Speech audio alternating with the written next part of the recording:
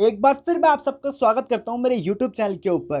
तो आज मैं आपके सामने RPSC Rajasthan public service commission का 2016 का जो पॉलिटिकल साइंस का पेपर था वो डिस्कस करूंगा। इसका थर्ड पार्ट मैं आपके सामने डिस्कस करूंगा। दो पार्ट मैंने अपने YouTube चैनल पर डाल दिए हैं, तो आप वहां से इसको देख सकते हैं। तो आज इसको हम कंप्लीट करेंगे और इसको देखते हैं। आइए, तो 101 नंबर क्वेश्चन था इसके अंदर, 100वें संविधान संशोधन से अपरिभाषित राज्य कौन सा है। तो 100वां संविधान संशोधन से अपरिभाषित राज्य था वो सिक्किम था। जो 100वां संविधान संशोधन था, आप याद रखें, भूमि के हस्तांतरण से संबंधित था। बांग्लादेश के साथ जो भूमि हस्तांतरित की गई थी, तो इससे कौन सा अप्रभावित राज्य था, इसका प्रभाव नहीं पड़ा था, तो सिक्किम था। और एक चीज और याद रखें आप कि जो 101 कॉन्स्टिट्यूशन अमेंडमेंट था वो जीएसटी के साथ जुड़ा हुआ है। ये याद रखें आप, जीएसटी के साथ जुड़ा हुआ था 101 संविधान का कॉन्स्टिट्यूशन अमेंडमेंट। और जो 102 कॉन्स्टिट्यूशन अमेंडमेंट था वो जुड़ा हुआ था constitution of backward class commission का, जो बैकवर्ड क्लास के लिए कॉन्स्टिट्यूशन स्टेटस होगा उससे संबंधित था। और जो 103 था वो था ईडब्ल्यूएस कोटा, जो ईडब्ल्यूएस कोटा दिया गया है 10% का, उससे था। 104 जो कॉन्स्टिट्यूशन अमेंडमेंट है वो स्टेट डिसाइड करेगी कि किसे ओबीसी के अंदर रखना है, किस जाति को। तो ये भी आप याद रखें। तो ये सब चीज़ें भी एग्जाम में मैचिंग के अंदर आ जाती है, तो इन सबको आप याद रखें। और ये राजस्थान से रिलेटेड क्वेश्चन थे तो मैं इसको स्किप कर रहा हूँ। राजस्थान जीके से रिलेटेड क्वेश्चन थे तो इन सबको मैं स्किप कर रहा हूँ। तो आइए देखते हैं, ये 108 नंबर क्वेश्चन है। ये असर्शन और स्टेटमेंट से रिलेटेड क्वेश्चन था, असर्शन और रीजनिंग से। पहले 3 आम चुनावों में भारत में एक दल प्राधान्य का प्रारूप विकसित हुआ जो एक दलीय व्यवस्था से भिन्न था। तो ये बात सही है, एक दलीय प्रभुत्व था फर्स्ट 3 चुनाव के अंदर। केंद्र केंद्र द्वारा अधिकांश राज्यों में कांग्रेस की सरकार शक्ति का अनन्य नियंत्रण था। तो ये बात भी सही है कि कांग्रेस का नियंत्रण था। तो जो इसका सही आंसर है वो पहले ही सही है। और ये एक याद रखें, पार्टी एक दलीय प्राधान्य का जो सिद्धांत भारत के अंदर दिया था वो रजनी कोठारी ने अपना दिया है। और कास्ट सिस्टम के ऊपर भी उन्होंने बहुत काम किया है। तो जो इसका सही आंसर था वो पहला सही था। रजनी कोठारी को आप याद रखें, जाति के ऊपर उन्होंने बहुत काम किया है। और ये मैचिंग से रिलेटेड क्वेश्चन था। तो आइए इसको देख लेते हैं कि कौन सा थिंकर मिल रहा है किससे। तो देख लेते हैं इसको। तो रजनी कोठारी ने कांग्रेस सिस्टम के ऊपर काम किया, मैंने आपको ऊपर ही बताया था। तो इनका कांग्रेस सिस्टम से रिलेटेड था। और पॉल ब्रास थे, उन्होंने डिसइंटीग्रेशन ऑफ कांग्रेस ऑर्गेनाइजेशन, इसके ऊपर काम किया है। योगेंद्र यादव ने थर्ड इलेक्टोरल सिस्टम से काम किया है। जेम्स मैनर जो कि जुड़े हुए हैं डी डेमोक्रेटाइजेशन एंड डीके के साथ जुड़े हुए हैं। सुभाष पलशीकर ये जुड़े हुए हैं पोस्ट कांग्रेस पार्टी के साथ। तो इस प्रकार से इसका मेल था। आप याद रखें, कई भी एग्जाम के अंदर इंपॉर्टेंट हो सकता है ये मैचिंग के अंदर। 110वां क्वेश्चन था, निम्नलिखित में से कौन सी सिफारिश चुनाव सुधार के लिए गठित दिनेश गोस्वामी समिति ने नहीं करी थी। तो निम्नलिखित में से कौन सी सिफारिश चुनाव सुधार के लिए गठित दिनेश गोस्वामी समिति की नहीं है। तो इसमें से कौन सी नहीं है जो दिनेश गोस्वामी ने नहीं दी थी। तो अनुसूचित जाति के लिए प्रत्याशियों के लिए आरक्षित क्षेत्रों का चक्रानुक्रम, ये पता नहीं मुझे इसका। तो मतदान को अनिवार्य बनाना, तो ये बात तो हो नहीं सकती है, मतदान को अनिवार्य बनाना। तो ये जो आरपीएससी ने इसका आंसर दिया है, इसको संशय में रखा था उस टाइम, क्योंकि इसके अंदर दो सही हो रहे थे। सार्वजनिक महत्व के मुद्दों पर संविधान में लोक निर्णय का प्रावधान करना, राजनीतिक दलों का निगमों द्वारा दान पर प्रतिबंध लगाना। तो यही 2 था इसका, इसमें उन्होंने रिकमेंडेशन नहीं दी थी, पहला और दूसरा। तो इसको उस टाइम उन्होंने होल्ड पर रखा था और इसके कॉमन नंबर दिए थे। तो इसको आपका एग्जैक्ट आंसर पता है तो मुझे कमेंट में जरूर बताएं। और ये असर्शन और रीजनिंग से संबंधित था, तो इसको भी देख लेते हैं एक बार। असर्शन और रीजनिंग संबंधित है। भारतीय राजनीति में महिलाओं की स्थिति इसके लोकतंत्र से संबंधित अवसरों और बाधाओं को परिलक्षित करती है। तो सही बात है, भारत में जो राजनीति है वो महिलाओं की स्थिति में लोकतंत्र से संबंधित अवसरों और बाधाओं को परिलक्षित करती है। महिलाएं उन सामाजिक आंदोलनों और गैर सरकारी आंदोलनों में मुख्य भूमिका का निर्वाह करती है जो भारत में जीवंत नागरिक समाज से अंतर्निहित है। तो ये बात भी कहीं ना कहीं सही है। तो जो आरपीएससी ने इसका आंसर दिया था, पहला और दूसरा दोनों को सही माना है, और आर ए की सही व्याख्या नहीं है, सेकंड ऑप्शन इसको सही माना था। 112वां क्वेश्चन है, निम्नलिखित में से कौन सा कारक पंचायती राज संस्थाओं में महिलाओं की सहभागिता को बाधित नहीं करता है। तो इसमें से कौन सा कारक महिलाओं की जो सहभागिता को प्रभावित नहीं करता है। तो ये संवैधानिक पूर्वाग्रह ये महिलाओं की सहभागिता को प्रभावित नहीं करता। तो थर्ड ऑप्शन इसका सही था। 113वां क्वेश्चन है, भारतीय राजनीति में वर्ग की भूमिका को लेकर निम्नलिखित में से कौन सा गलत है।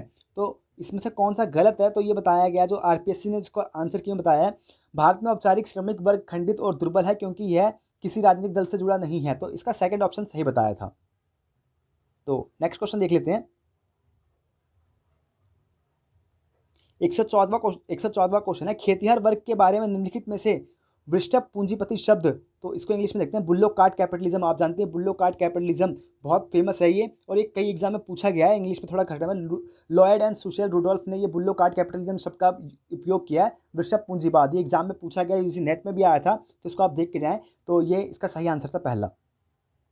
भारतीय राजनीति में जाति की भूमिका को लेकर निम्नलिखित में से कौन सा कथन गलत है? तो इसमें से कौन सा कथन गलत है? तो ये गलत था, भारतीय लोकतंत्र सामाजिक समूह और श्रेणियों में अधिक अपवर्जित है, तो ये गलत है, तो यही इसका सही था। जाति समुदाय चुनावी परिणाम को प्रभावित करते हैं, तो ये बात तो सही है, जाति प्रभाव करती है चुनाव को। जातिगत सोच राजनीतिक दलों और उनके नेतृत्व कार्यक्रम में तय करते हैं, तो ये बात भी सही है। जाति समूह की तरह कार्य करते हैं और भारतीय राज्य के शासन एजेंडा को प्रभावित करते हैं, ये बात भी सही है। तो इसमें कौन सा कथन गलत है? तो ये तीसरा कथन इसका गलत था, तो यही इसका आंसर सही था। 116वां क्वेश्चन है, इसको मैचिंग करना था, तो आइए इसको देख लेते हैं मैचिंग के अंदर। तो जी.एस. धुरे जो जुड़े हुए हैं, जी.एस. धुरे जुड़े हुए हैं, एक बार देख लेता हूँ इसको। 116 नंबर क्वेश्चन है, तो ये 116 नंबर का, तो जी.एस. धुरे जो है जाति भक्ति के साथ इसके साथ जुड़े हुए हैं ये, और M.N. श्रीनिवास जुड़े हुए हैं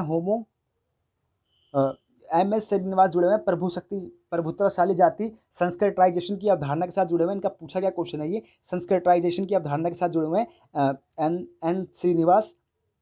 और लुई द्रूमो जो है होमो हेरेक्टिक्स के साथ, क्रिस्टो जेफलोट जुड़े हुए हैं मौन क्रांति के साथ। तो इस प्रकार से साइलेंट मूवमेंट के साथ जुड़े हुए थे ये, तो साइलेंट मूवमेंट का क्रिस्टो जेफलोट, तो आप देख सकते हैं इंग्लिश के अंदर, इसके अंदर थोड़ा ठीक है इंग्लिश के अंदर। तो जे.एस. घुरे जुड़े हुए थे कास्ट पेट्रोलिज्म के साथ, M.N. श्रीनिवास डोमिनेट कास्ट के साथ जुड़े हुए थे, जिन्होंने संस्कृताइजेशन का आइडिया दिया, ये भी याद रखें। लुइस ड्रूमोन जुड़े हुए होमो हेरिकियस के साथ, तो ये पूछा गया क्वेश्चन, ये भी आप याद रखें इसका।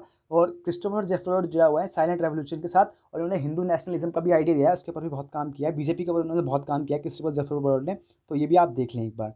निम्नलिखित में से, तो ये था, तो नेक्स्ट क्वेश्चन देख लेते हैं। निम्नलिखित में से कौन सा कथन भारतीय राजनीति के क्षेत्रीकरण के बारे में गलत है? तो इसमें से जो गलत है मैं आपको बताता हूँ। तो इसका सेकंड ऑप्शन उन्होंने गलत माना है। बाकी भारत में अधिकांश जाति अधिक, जो इसका सही आंसर है, यानी गलत, यानी जो उसमें पूछा था इसका सेकंड सही है, तो सेकंड इसका सही था। भारत में अधिकांश क्षेत्रीय राजनेता पृथकवादी नहीं है, तो ये बात तो सही है, क्योंकि अधिकांश नेता राष्ट्रवाद की विचारधारा को लेकर चलते हैं और हर कोई पृथकवाद की नहीं करता, तो ये बात तो सही है। क्षेत्रीय दल चाहते हैं कि अपने राज्य के लिए वित्तीय लाभ के बदले वह नई दिल्ली में सरकार की राजनीतिक समर्थन करें, तो ये बात भी सही है। क्षेत्रीय दल में राष्ट्रीय दलों के साथ राजनीतिक जगह साझा करते हैं, तो ये बात भी सही है। जो इसका गलत था, भारतीय राजनीति में क्षेत्रीकरण का संबंध क्षेत्रीय राजनीति में राष्ट्रीय राजनीति की बढ़ती भूमिका है, तो ये बात गलत थी, बाकी सारी सही थी, तो इसका सेकंड ऑप्शन सही था। 119वां क्वेश्चन है, तो ये मैचिंग से रिलेटेड क्वेश्चन था, देख सकते हैं आप। तो कि कौन सा आंदोलन कौन से राज्य से जुड़ा हुआ था, तो ये इसमें बताना था। तो संपूर्ण क्रांति जो जयप्रकाश नारायण ने चलाई थी, ये बिहार से जुड़ी हुई थी। संपूर्ण क्रांति का जो था, और नवनिर्माण आंदोलन ये पूछा गया क्वेश्चन है, कई बार एग्जाम में आया, ये गुजरात के अंदर है। गुजरात और महाराष्ट्र को लेकर काफ़ी कंफ्यूजन आता है। दलित पैंथर जुड़ा हुआ है महाराष्ट्र के साथ, नक्सलवादी आंदोलन जुड़ा हुआ है बंगाल के साथ, तो इस प्रकार से इसका मेल था। तो पहला ऑप्शन का सही था। देख के जाएँ आप एग्जाम के अंदर, कई बार इसको पूछा गया है, नवनिर्माण पूछा गया है, दलित पैंथर्स पूछा गया है, संपूर्ण क्रांति पूछा गया है, तो ये बहुत इंपॉर्टेंट क्वेश्चन है। किस वर्ष केंद्रीय सतर्कता आयोग अधिनियम पारित किया गया? तो ये किस वर्ष पारित किया गया था? तो ये पारित किया गया था 2003 के अंदर। 2003 के अंदर केंद्रीय सतर्कता आयोग CVC का अधिनियम पारित किया गया था।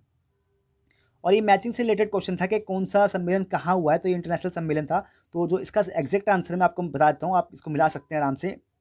तो जो इसका एग्जैक्ट आंसर था, सेकंड ऑप्शन इसका सही था, तो आप देख सकते हैं second option Durban, second option था डरबन था। 2011 के अंदर कुनाकन शिखर सम्मेलन था। 2010 के अंदर कोपेनहेगन सम्मेलन था। 2009 के साथ जुड़ा हुआ कोपेनहेगन, और जो ये सेकंड का है ये याद रखें। तो और जो बाली सम्मेलन था 2007 के अंदर, तो इस प्रकार से ये सम्मेलन जुड़े हुए थे। 122वां क्वेश्चन है, निम्नलिखित में से कौन सी व्यवस्था 1990 के दशक के दौरान वाशिंगटन सहमति के बारे में गलत है? तो वाशिंगटन सहमति के बारे में कौन सा गलत कथन बताना था इसके अंदर? तो वाशिंगटन सहमति जो हुई थी वो बाजारों में मुक्त लोकतांत्रिक सरकार को खुला व्यापार करना, तो ये बात तो सही थी वाशिंगटन सम्मेलन के बारे में। ये याद रखें आप, पूछा गया क्वेश्चन है, बहुत इंपॉर्टेंट है। वाशिंगटन सम्मेलन के अंदर क्या क्या बातें हुई थी? खुला व्यापार, बाजार मुक्त प्रभुत्वशाली निजी क्षेत्र, ये बात भी सही थी। प्रभुत्वशाली निजी क्षेत्र व उदारवाद लोकतांत्रिक सरकार, ये बात भी सही थी। लेकिन जो फोर्थ ऑप्शन था, तो जो फोर्थ ऑप्शन था यही गलत था। मुक्त बाजार कल्याणकारी राज्य की बात वाशिंगटन सहमति में नहीं की गई है, तो यही चीज़ गलत था इसका। कल्याणकारी राज्य की आज बात की नहीं की गई थी, तो यह चीज़ इसकी गलत थी, तो गलत पूछा गया था, तो फोर्थ ऑप्शन इसका सही था। 123वां है, 1944 में ब्रिटेन वुड्स सम्मेलन में अंतर्राष्ट्रीय मुद्रा कोष के मुख्य रचनाकार थे। तो 1944 के अंदर जो ब्रिटेन वुड्स सम्मेलन हुआ था उसके मुख्य रचनाकार कौन थे? तो जो इसके मुख्य रचनाकार थे वो थे जॉर्ज एम कैस और हैरी वाइट। तो पहला ऑप्शन इसका सही था। ऐसे क्वेश्चन आते नहीं है, लेकिन अब पुराना क्वेश्चन है तो थोड़ा ये उस हिसाब से ही आ रखा है। 124वां क्वेश्चन था, तो ये स्टेटमेंट से रिलेटेड था, इसको कौन सा सही है। तो मैं आपको इसका एग्जैक्ट बताता हूँ। जो इसके अंदर सही था वो सेकंड ऑप्शन सही था। इसका जो सेकंड उरुग्वे दौर से पूर्व गेट वार्ता के साथ 7 दौर हुए, तो ये बात सही थी। और थर्ड इसके अंदर सही था, विश्व व्यापार संगठन आधिकारिक रूप से 1995 में आया था। तो यही 2 चीज़ सही था और बाकी 2 स्टेटमेंट गलत थे। 126वां क्वेश्चन है, ये भी इसी से रिलेटेड था। 125वां क्वेश्चन ये न्यूज़ से रिलेटेड था। नई अंतर्राष्ट्रीय आर्थिक व्यवस्था, न्यू इकोनॉमिक ऑर्डर जो था वर्ल्ड के अंदर, तो इससे रिलेटेड था ये। तो जो इसके अंदर आंसर जो यूजीसी आरपीएससी ने बताया था, तो आरपीएससी ने इसका जो पहला ऑप्शन था यानी फर्स्ट सेकंड थर्ड को इसके अंदर सही माना, तो आप इसको देख सकते हैं। 126वां क्वेश्चन है, किस प्रस्ताव के द्वारा संयुक्त राष्ट्र संघ की महासभा ने 19 दिसंबर को दक्षिण दक्षिण सहयोग वार्षिक संयुक्त राष्ट्र दिवस घोषित किया? तो जनरल असेंबली ने किसको साउथ साउथ कोऑपरेशन दिवस के तौर पे किस रेजोल्यूशन को, किस प्रस्ताव को घोषित किया था? तो ये बताना था। तो ये था 58 और 220। ऐसे क्वेश्चन पूछ लेते हैं कई बार डिफिकल्ट क्वेश्चन में आने के लिए, तो ऐसा क्वेश्चन को सिर्फ हम रट्टा ही मार सकते हैं, कुछ नहीं कर सकते। वियतकोंग क्या था? वियतकोंग जो था वो एक दक्षिण वियतनाम में एक छापामार समूह का नाम था। तो ये इसका ऐसा क्वेश्चन तो उस टाइम लेटेस्ट रहे होंगे, करंट में इसलिए पूछ लिए गए होंगे, तो ऐसा क्वेश्चन तब आते नहीं है। तो इसका थर्ड ऑप्शन सही था। शीत युद्ध से संबंधित घटनाओं के सही आरोही क्रम को इंगित कीजिए। तो ऐसे क्वेश्चन इंपॉर्टेंट हो सकते हैं, शीत युद्ध से क्रम में लगाना है इसको। तो जिसका सही था ये था ट्रूमैन सिद्धांत आया था, फिर उसके बाद मार्शल योजना, फिर बर्लिन नाकाबंदी, फिर डीएन बीएन फू का पतन। तो ये इस प्रकार से इसका सही था, फर्स्ट सेकंड थर्ड फोर्थ। और ये युगोस्लाविया के विघटन से जो राज्य बने उनके सही समूह को चिन्हित कीजिए। तो जो युगोस्लाविया के विघटन से जो बना था, तो उसमें बना था ये। ऐसे क्वेश्चन उस टाइम लेटेस्ट रहे होंगे तो आगे होंगे, और ये इंटरनेशनल में क्या इंटरनेशनल सिनेरियो में उस टाइम कोई मुद्दे रहेंगे तो आगे होंगे ऐसे क्वेश्चन। लेकिन ऐसे क्वेश्चन अब बहुत कम ही आते हैं जो लेटेस्ट रहते हैं, करंट अफेयर से लेते हैं, ऐसा आते हैं। तो इसका फोर्थ ऑप्शन सही था। 133वां क्वेश्चन है कि ये सारे नेता जुड़े हुए हैं, किसके साथ जुड़े हुआ है और कौन सा देश से संबंधित है? तो इसको देख लेते हैं एक बार। तो 131वां क्वेश्चन है, तो पहले का जो सही आंसर है, तो इसका सेकंड ऑप्शन सही था। सेकंड ऑप्शन पहले का सी है, सुकर्णो जुड़े हुए हैं इंडोनेशिया के साथ, और हो ची मिंह जुड़े हुए हैं वियतनाम के साथ, हो ची मिंह जुड़े हुए थे वियतनाम के साथ। थर्ड का ऑप्शन ए था, चाओ एन लाई, ये जुड़े हुए थे चाइना के साथ। गमाल नासिर टिटो ये मिस्र के साथ जुड़े हुए थे। एंक्रोमन ये जुड़े हुए थे घाना के साथ। और भारत के साथ जुड़े हुए थे नेहरू जी, जिन्होंने 1962 के अंदर 1961 के अंदर माफ़ कीजिएगा, बेलग्रेड के अंदर जो नॉन अलाइनमेंट मूवमेंट नेम की स्थापना के अंदर इन्होंने बहुत महत्वपूर्ण भूमिका निभाई थी। वियतनाम के थे नासिर याद रखें आप, मिस्र से जुड़े हुए थे, और ये काफ़ी महत्वपूर्ण लीडर थे। सुकर्णो जुड़े हुए थे इंडोनेशिया से, एंक्रोम जुड़े हुए थे घाना के साथ, हो ची मिन जो वियतनाम, और गमाल नासिर टिटो ये मिस्र के साथ जुड़े थे। इन्होंने नेम की स्थापना में बहुत बड़ी भूमिका निभाई थी नॉन अलाइनमेंट मूवमेंट के अंदर। ये भी मैचिंग से रिलेटेड क्वेश्चन था, तो आइए इसको देख लेते हैं। 132वां क्वेश्चन है, कौन सा थिंकर किस पुस्तक के साथ जुड़ा हुआ है? तो देखते हैं इसको। तो चार्ल्स क्रो हेमर जुड़े हुए थे दी न्यू पोलर मूवमेंट के साथ। ए का फोर्थ था। हंटिंगटन आप जानते हैं बहुत इंपॉर्टेंट थिंकर है, क्लास ऑफ सिविलाइजेशन का इन्होंने लिखा आइडिया हंटिंगटन ने। Francis Fukuyama end of history and the last man का जुड़ा हुआ था। और Paul Kennedy the rise and the fall of the great power. इसको याद रखें, बहुत इंपॉर्टेंट पुस्तकें हैं और बहुत इंपॉर्टेंट थिंकर हैं। इनसे रिलेटेड एग्जाम में आपको दिख ही जाएगा कोई ना कोई क्वेश्चन। जैसे हंटिंगटन है क्लास ऑफ सिविलाइजेशन, इन्होंने बहुत इंपॉर्टेंट है, कहीं ना कहीं आपको दिखाया पॉलिटिकल डिगे, पॉलिटिकल उत्थान की और पॉलिटिकल गिरने की बात इन्होंने करी है। फ्रांसिस फुकुयामा, आप जानते हैं Francis Fukuyama, the end of history, और एक डैनियल बेल ने एंड ऑफ आइडियोलॉजी का आइडिया दिया है, वो भी आप याद रखें। 133वां था ये असर्शन और रीडिंग से संबंधित था, तो जो इसको देख लेते हैं। असर्शन और रीडिंग में इसका जो पहला ऑप्शन ही था वो सही था। तो पूंजीवाद ने एकीकृत विश्व अर्थव्यवस्था का निर्माण किया और विचारों तथा लोगों में आगमन को बढ़ाया है, साथ ही वस्तुओं और सेवाओं को भी। उसी दौरान राष्ट्रवाद के विकास ने पृथकता की मांग को रेखांकित किया है। तो इसका ए और आर दोनों सही था, और आर इसकी सही व्याख्या थी। विश्व समाज में एकीकरण की प्रक्रिया को पृथकता की चाह के बीच बढ़ाते हुए तनाव के प्रति। तो इसका जो यूजीसी आरपीएससी ने जो आंसर दिया, इसका पहला ऑप्शन इसका दिया था। 134वां क्वेश्चन है, निम्नलिखित में से कौन सा समूह संयुक्त राष्ट्र संघ के शताब्दी विकास ध्येय के संबंध में गलत है? तो मिलेनियम डेवलपमेंट गोल जो यूएन का था, उसके संबंध में क्या गलत है बताना था इसके अंदर। तो जो इसका थर्ड ऑप्शन था ये गलत था। बाकी जो सारे हैं जैसे सार्वभौमिक प्राथमिक शिक्षा, पर्यावरणीय सहभागिता, शिशु मृत्यु दर में कमी लाना, और ये सारे थे इसके अंदर, लेकिन जो थर्ड ऑप्शन था इसका नहीं था। 135वां क्वेश्चन है, निम्नलिखित में से कौन सी संयुक्त राष्ट्र संघ की रचनात्मक ताकत नहीं है? तो इसके अंदर रचनात्मक ताकत सेकंड नहीं है, बाकी सारी इसकी रचनात्मक ताकत है। ये असर्शन और रीजनिंग से था, इसको बताना था, स्टेटमेंट क्वेश्चन था, इसके अंदर कौन सा सही है बताना था। तो देख लेते हैं इसको। तो जो इसका सही था स्टेटमेंट, जो इसके अंदर थर्ड ऑप्शन इसके अंदर सही है। Third option, second, third and fifth इसके अंदर सही है। ये अफ्रीका संघ के संबंधित आया था, तो इसका थर्ड ऑप्शन सही था। आसियान +3 सहयोग 1997 में प्रारंभ हुआ, आसियान देशों के अलावा 3 अन्य देश कौन से हैं? तो ये क्वेश्चन भी काफ़ी रिपीटेड है, कई एग्जाम में पूछा गया है, तो इसको आप देख लें अच्छी तरीके से। तो ये जापान, चीन और रिपब्लिक ऑफ कोरिया, जापान, चीन और Republic of Korea ASEAN plus के साथ जुड़े हुए हैं। एशियान प्लस की जो थी वो, तो ये एशियान +3 के साथ ये क्वेश्चन पूछा गया एग्जाम के अंदर, इसको देख के यहाँ जापान, चाइना और रिपब्लिक ऑफ कोरिया ये आसियान +3 के साथ, ये कोऑपरेशन के साथ जुड़े हुए हैं, और ये 1997 के अंदर आया था, ये भी आप याद रखें। 138वां क्वेश्चन है, अपने गठन के समय निम्नलिखित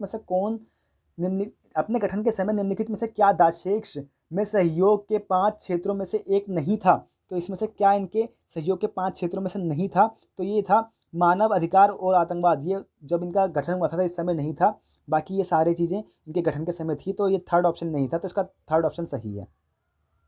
139वां क्वेश्चन है, यूरोपीय संघ से संबंधित निम्नलिखित कथनों पर विचार कीजिए। तो ये इसमें बताना था कौन सा सही है यूरोपीय संघ के संबंध में। तो जो इसका सही था, क्रोएशिया इसका 28वां सदस्य राज्य है, तो ये बात सही था। क्रोएशिया यूरोजोन का हिस्सा नहीं है, तो ये बात भी सही था, तो इसका दोनों ही सही था, ए और दोनों सही थे। भारत की गुटनिरपेक्ष नीति के नेहरूवादी दृष्टिकोण की निम्नलिखित में से कौन सी गलत विशेषता है? तो इसमें आप गलत विशेषता पूछिए, तो इसके अंदर जितना भी नेगेटिव होगा वही चीज़ इसकी जिसकी विशेषता गलत होगी, तो जो भी नेगेटिव होगा उसको आप टिक कर दें। तो जो इसका नेगेटिव था वो ये था, भारत महाशक्ति बनने की महत्वाकांक्षा रखता था, तो ऐसी बात नहीं थी।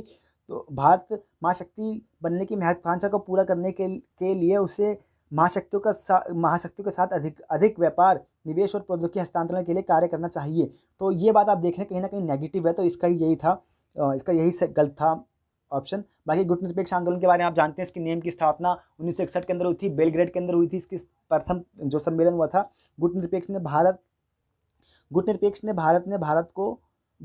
ने भारत को पूर्व पश्चिम संघर्ष से दूर रखा, तो ये बात सही है, ये चीज़ याद रखें, आप पूछ सकते हैं एग्जाम में। अंतर्राष्ट्रीय संस्थाओं और कानून महत्वपूर्ण है और कमजोर देशों के लिए संरक्षण की जरूरत है, ये बात इन्होंने कही थी नेम के अंदर। भारतीय राजनयिक और महाशक्तियों द्वारा अंतर्राष्ट्रीय शक्तियों के छल योजन को रोकना चाहिए, तो ये बात भी थी इसके अंदर, तो ये इसका थर्ड ऑप्शन गलत था, तो इसका माफ कीजिए फोर्थ ऑप्शन गलत था।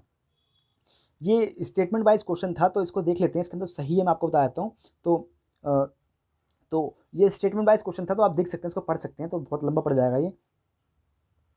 पाकिस्तान ने, तो इसका जो आंसर है मैं आपको बता दूं, इसका आंसर आरपीएससी ने दिया नहीं है, इसको ड्रॉप कर लिया था इसको, तो इसका आंसर मैं अभी क्वेश्चन मार्क किया, तो इसको ड्रॉप कर लिया था उस समय आरपीएससी ने। 142वां क्वेश्चन है, देख लेते हैं इसको। पाकिस्तान ने इस ज्ञान से प्राप्त विश्वास की भारत के पास अब युद्ध का विकल्प नहीं है, भारत में सक्रिय आतंकवादी समूह को अपना समर्थन बढ़ा दिया है, निम्नलिखित कारकों में से कौन सा कारक उपयुक्त कथन में उल्लेखित पाकिस्तान के विश्वास की उचित व्याख्या करता है? तो ये जो व्याख्या करता है, ये उपमहाद्वीपीय आणविक हथियारों का आगमन के संदर्भ में ये बात है, तो इसके संदर्भ में ये बात कही गई है। तो जो इसका सही ऑप्शन था, ये फोर्थ ऑप्शन सही था। 143वां क्वेश्चन, निम्नलिखित में से कौन सी गुजराल सिद्धांत की विशेषता है? ये क्वेश्चन बहुत इंपॉर्टेंट है। गुजराल सिद्धांत कई एग्जाम में पूछा गया है, तो इसको आप देख लें अच्छी तरीके से। गुजराल सिद्धांत की जो विशेषता थी, अपनी पड़ोसी जितने भी राष्ट्र, छोटे राष्ट्र हैं, उनके साथ सहयोग को बढ़ावा देना, उनके साथ रिश्ते को सुधार करना। तो ये बात था, इनका सिद्धांत था गुजराल सिद्धांत। और एग्जाम में पूछा गया है क्वेश्चन, और कई एग्जाम में पूछा गया, तो इसको आप देख लें। दक्षिण एशिया के छोटे पड़ोसी देशों के साथ संबंधों को सुधारने में परस्पर लाभ की मांग नहीं करना, अपनी मांग ना करना और उनका थोड़ा हित करना, यही बात कही गई थी। उनको पारस्परिक छूट देना। तो इसका सेकंड ऑप्शन सही था। तो इसका दक्षिण एशिया के छोटे पड़ोसी देशों के साथ संबंधों को सुधारना और परस्पर लाभ की मांग नहीं करना, ये बात कही गई थी। एक बड़े भाई की तरह भूमिका निभाने की बात कही गई थी इसके अंदर। 144वां क्वेश्चन है, ये भी स्टेटमेंट से रिलेटेड है, तो मैं आपको इसका एग्जैक्ट आंसर बताता हूँ। इसका थर्ड ऑप्शन सही था, तो आप देख लें, इसको अच्छी तरीके से पढ़ लें। तो इसका थर्ड ऑप्शन सही था।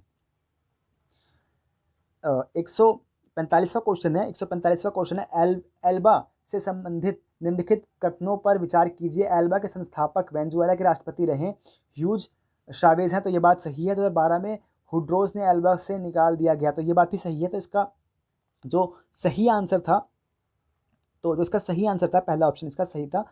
तो एक बार बताता हूँ आपको, ये इसका पहला ही सही था, बाकी दूसरा गलत है। तो इसका पहला ऑप्शन ही सही था। ब्रिक्स संगठन के न्यू डेवलपमेंट बैंक में त्रुटिपूर्ण कथन है। न्यू बैंक जो एनबीडी है, एनडीबी जो है, न्यू डेवलपमेंट बैंक, तो कमेंट करके जरूर बताएं इसकी स्थापना कब हुई है। तो इसके बारे में क्या इनकरेक्ट है, हमें बताना है इस क्वेश्चन के माध्यम से। तो जो इसकी जो गलत कथन है, इसका पहले देख लें तो सही सही है। इसका मुख्यालय संघाई में है। केवी कामत इस बैंक के प्रथम अध्यक्ष थे, एक भारतीय थे, ये भी याद रखें आप। आरंभ में सदस्यों की संख्या आरंभ में सदस्य राष्ट्रों ने बैंक में 10-10 बिलियन डॉलर का अंशदान दिया, तो ये बात भी सही है। लेकिन जो इसके अंदर गलत कथन है, त्रुटिपूर्ण, यही सही है इसका आंसर। इसकी स्थापना के दस्तावेज पर सदस्य राष्ट्रों ने 2014 में संघाई में हस्ताक्षर किया, तो यही बात गलत थी इसकी, और बाकी सारे सही थे। तो इसको जो हमें गलत कथन बताना था, तो इसका सेकंड ऑप्शन गलत था। 147वां क्वेश्चन है, निम्नलिखित में से कौन सी परियोजना भारत आसियान संबंधों से जुड़ी नहीं है?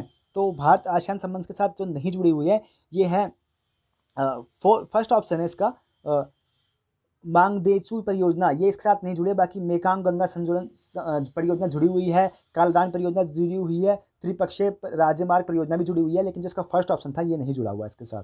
148वां ये स्टेटमेंट वाइज क्वेश्चन था, तो मैं आपको इसका एग्जैक्ट आंसर बता देता हूँ। तो इसका पहला ऑप्शन सही था, तो इसका फर्स्ट ऑप्शन ही सही था। 149वां क्वेश्चन है, निम्नलिखित में से कौन सी मुद्रा वर्तमान में अंतर्राष्ट्रीय मुद्रा कोष की एडीआर बास्केट का हिस्सा नहीं है? तो एसडीआर, माफ कीजिएगा, एसडीआर का हिस्सा नहीं है अंतर्राष्ट्रीय मुद्रा कोष की। तो जो इसका सेकंड ऑप्शन है, युआन एसडीआर की हिस्सा नहीं है। निम्नलिखित में से कौन सा गुटनिरपेक्ष आंदोलन का पर्यवेक्षक संगठन नहीं है? तो जो सीलेक है, ये सीलेक इसका पर्यवेक्षक संगठन नहीं है, बाकी ये सारे इसके पर्यवेक्षक संगठन के सदस्य हैं। तो ये क्वेश्चन था आरपीएससी का। उम्मीद करता हूँ आपको अच्छा लगा होगा। मैंने 3 पार्ट में इसको इसलिए बनाया है कि मेरे पास थोड़ा इशू था नेटवर्क का, तो इस चक्कर में इसको मैंने अलग अलग पार्ट में बनाया। उम्मीद करता हूँ आपको अच्छा लगा होगा। क्योंकि कुछ कमी रह गई है तो मुझे कमेंट करके जरूर बताएं, मैं इसको आने वाली वीडियो के अंदर सुधार करने का जरूर प्रयास करूँगा।